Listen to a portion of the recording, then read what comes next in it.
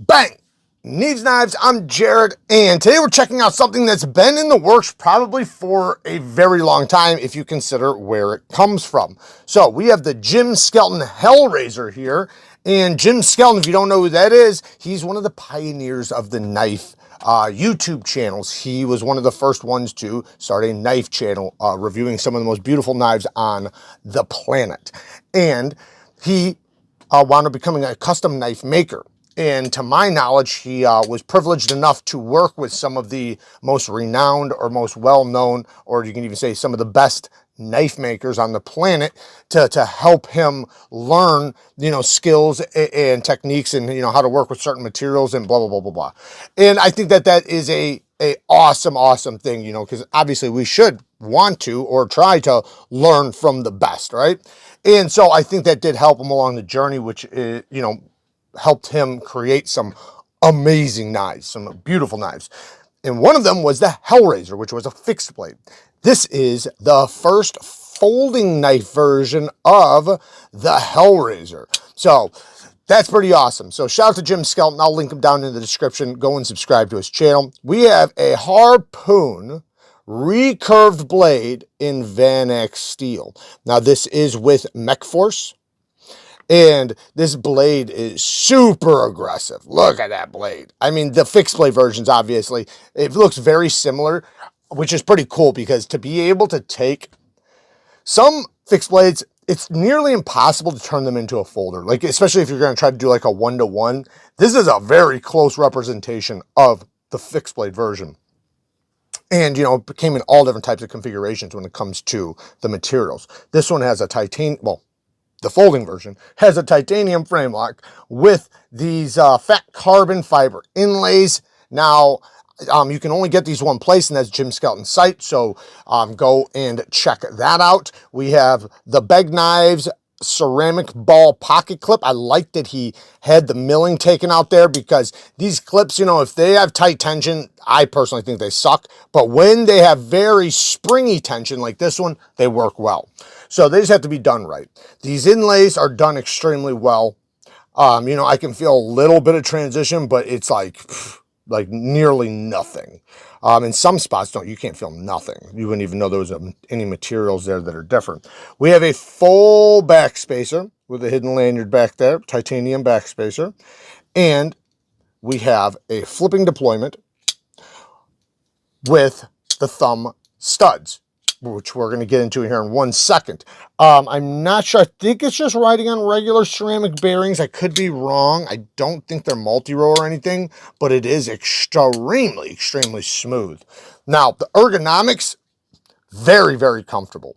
Super comfortable. Even this little ridge right there, at least for my size hand, my hand locks right in. I don't sit there like I'm not covering that at all. My pointer finger goes right there, fits perfectly, and then the rest of my hand fits perfectly right there. You have nice jimping right here. I'm a sucker for a harpoon, by the way. I love harpoons. And this type of blade shape, I've only had this a couple days, and I do have to send it back, so I want to get to it quick because I know he's trying to pass it around. And I did carry it a little bit, just to test it out, see what it was like. And man, a blade shape like this, while some people will be scared to sharpen it, and if I had it for longer, I would totally do a sharpening video on it and teach how to sharpen it. But this is, as long as you know how to sharpen it, which is very easy, you just got to use the right stones. That's all it is.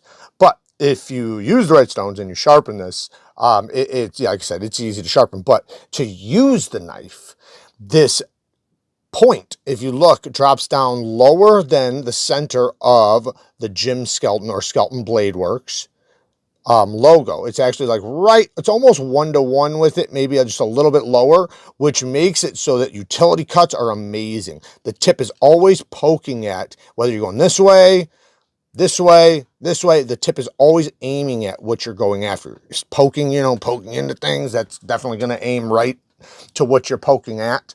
Somewhat of a relatively thick grind, so that's going to help build some toughness. You're not going to have to worry about this long tip breaking.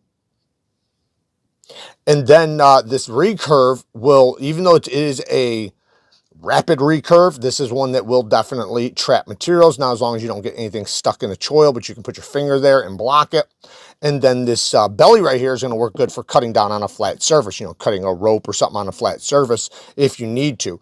And then for doing like long distance slices, you can also cut and start at this direction and let it go over this hump and then get trapped right, kind of right here.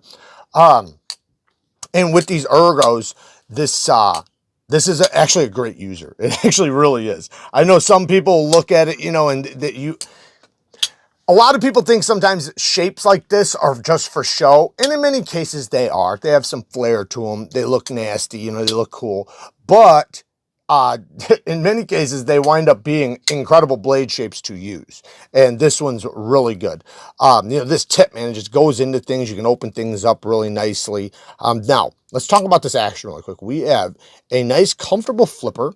It does kind of peak up a little bit right there.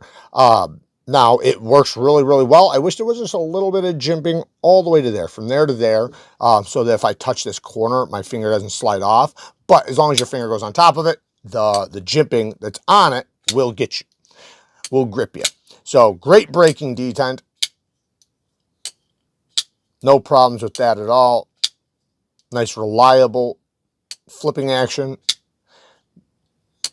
Then you have these thumb discs. Now, thumb discs you can easily reverse or thumb flick. Oop, that was my fault. Easily. Very good. They're in a good place, but I do have some criticisms of them, but it's very minor. And yeah, so let's just talk about it really quick. Now, I just wish that right here had a chamfer going down that way and then put some texturing there. So knock this corner, because my thumb, at least in my hand, lands right there on that spot. You can see it getting my finger. So I just wish this was just like knocked down a little bit so it's not a corner, and put some texturing there. And then maybe even put a little texturing on the top. You could even put texturing around this edge, the part that is chamfered already, going around. So that when you're going this way like this, it catches, because it can slide. And then also if you slide straight up, you'll be hitting this little pad right there and it would work well. You do the same thing on both sides. The reverse flick works great, but it would still probably benefit even some, you know, having it on both sides like that. But that doesn't mean it doesn't work well. You know, I'm, you know, just saying like that's what I would prefer. You know, the access to the lock bar, he didn't cut anything back, but he did make a nice comfortable disengagement. You see we have a steel lock bar insert, steel on steel, and it's very easy to get past the detent. And you can see it is very, very smooth. It's damn near fall shut. I bet if I threw a little KPL on it, it would just fall. Let's see. Throw a little KPL heavy on the detent ball. There we go. Bam. Very nice. So, gotta love KPL heavy. Now, getting back into the knife, you have a nice choke up spot right there, but you know, it can be a little bit pokey. You want to be careful not to go over and over travel. You know, hey, it's a knife, so you should be aware of the edge either way. Man, this thing is really dropping now. Whoa! Haha, yeah, look at that. Hell yeah. All in all, I think this thing's sick. I do, man. I like it a lot. I think this thing, it's cool. It's got the flair. It's got the wow factor. It's different. It's not like anything else. And, you know, aside from Jim Skelton's fixed blade, and, you know, it's something that, in my opinion, it actually works. You know, it's not just for show, which is something I always appreciate about a knife. Because to me, it's function first, but that doesn't mean just because I want function first that I completely overlook, you know, everything else. To me, function meets, you know, flair, or meets, you know, form, I guess you could say, where you have the look, the style, you know, something that's going to be attractive. Van Eyck steel, one of the best knife steels on the planet, highest corrosion resistance for a super steel, really good edge retention, plenty of toughness. And this, having the geometry it does, you're not gonna have to worry about it being brittle or anything. Not that Van X is, but I personally would probably lower back my edge bevel just a little bit to make it just a little bit slicier. They did put a good edge bevel on it. Not that I would have wanted it bigger from the factory, by the way. I think the factory edge was fine. I just mean personally for me, because I do think that it's smart for companies to not always put a low angle on an edge and then, you know, send them out to people, because you don't know how they're going to use their knife. And, you know, if, as long as you know how to sharpen, you can adjust it to the way you want. I'd prefer that. So, awesome knife. Like I said, there's not very many nitpicks, just the ones I mentioned. You know, this little chamfer right there is something I would prefer. A little bit of jimping right there on the corner would be nice. You know, lock bar access is good, you know, even though it doesn't have, you know, just the chamfers on both sides. It works great. Back spacer, you know, it's not like it's poking out or anything, but I can feel it, you know, my skin pushes in there. It is giving me some grip. Choke back here, you know, I feel like I could ram it into something and not worry about slipping up the blade or anything like that. Not that I ever do.